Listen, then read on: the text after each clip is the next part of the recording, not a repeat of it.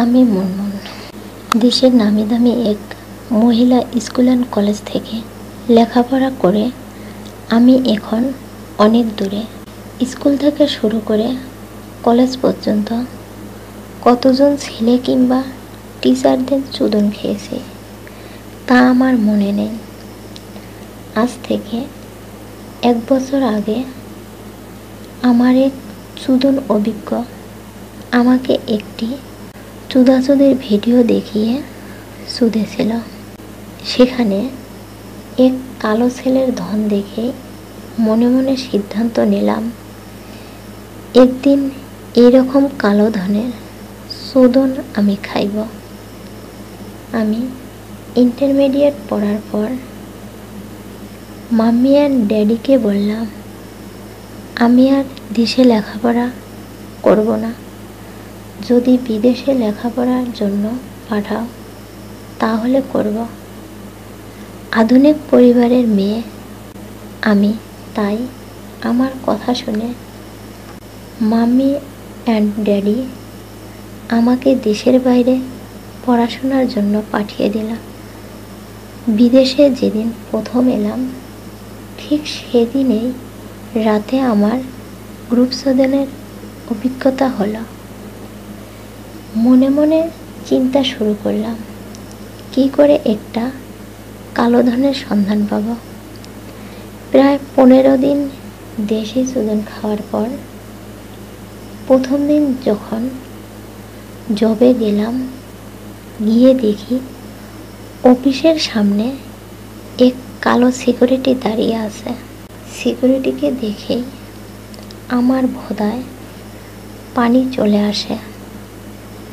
আস্তে আস্তে গিয়ে বললাম আমি মুনমুন, আপনি?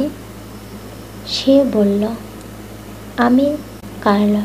আমি ওনাকে বললাম আমি আপনার বন্ধু হতে চাই।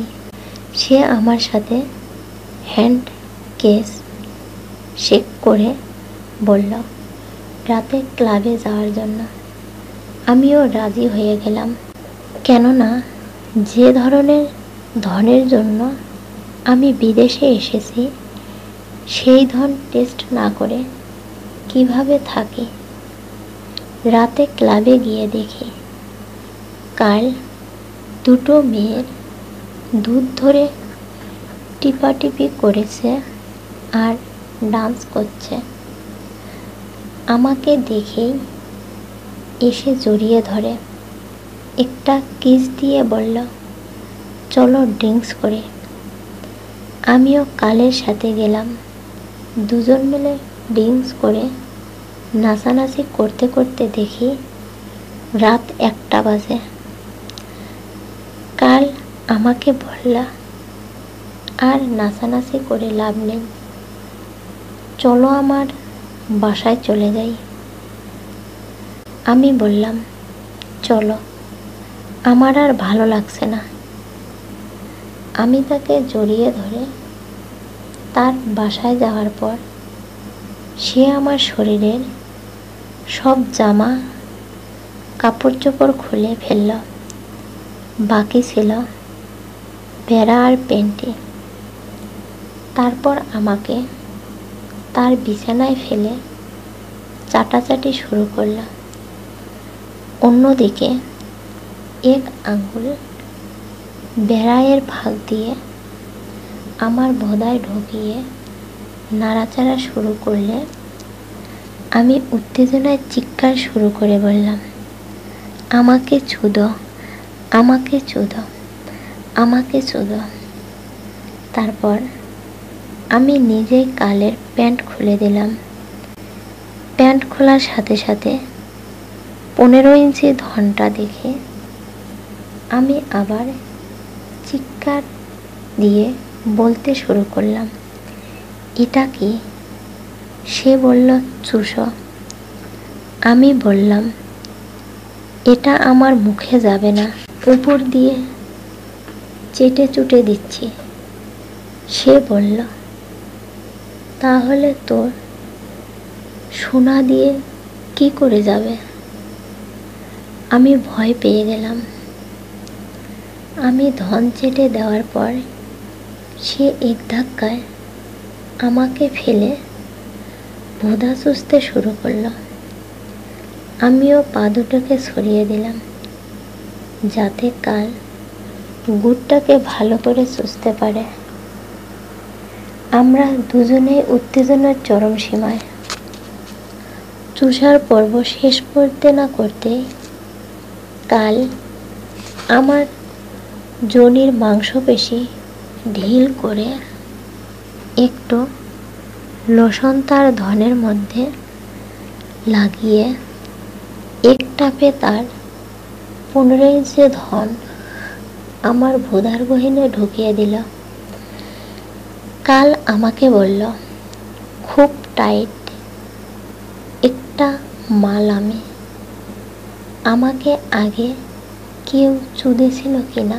আমি কালকে বললাম, ডিল্ডো করেছিলাম আগে, কিন্তু কেউ চুদতে পারেনি।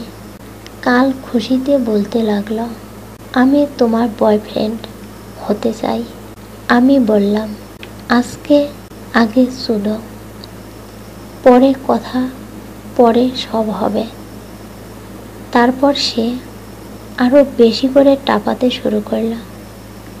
এদিকে আমি তখন আহ আহ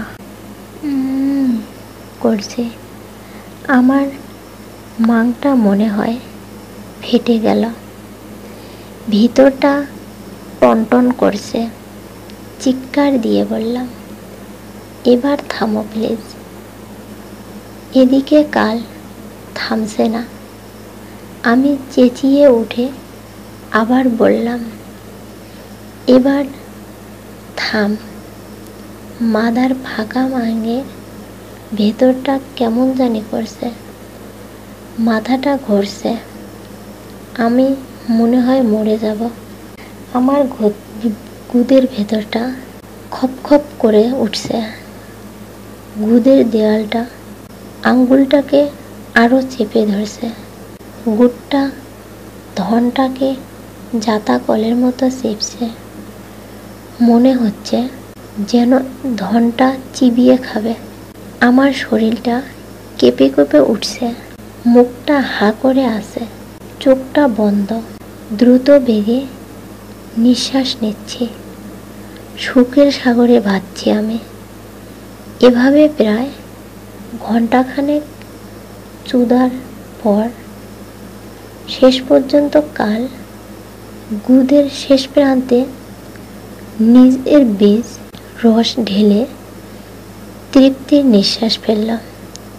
এরপর থেকে যখন কাল আর আমি ফ্রি থাকি প্রায় চুদাচুদি করি। গত সপ্তাহে কাল তার এক বন্ধুকে নিয়ে এসেছিল চুদানোর জন্য। কালের বন্ধু নান্দু, সেও কখনো দেশি মেয়ে চোদে নাই, তাই আমাকে চোদে একটা আইফোন গিফট করেছে।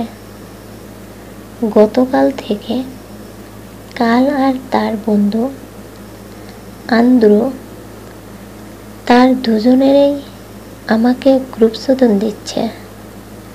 আমিও তাদের গ্রুপ শোধন খেয়ে অনেক খুশি। এখন ভোঁদায় আঙ্গুল দিয়ে চিন্তা করছি, যদি পৃথিবীর সব কালোদের দিয়ে শোধাতে পারতাম তাহলে ভোঁদাটা কত শান্তি পেত।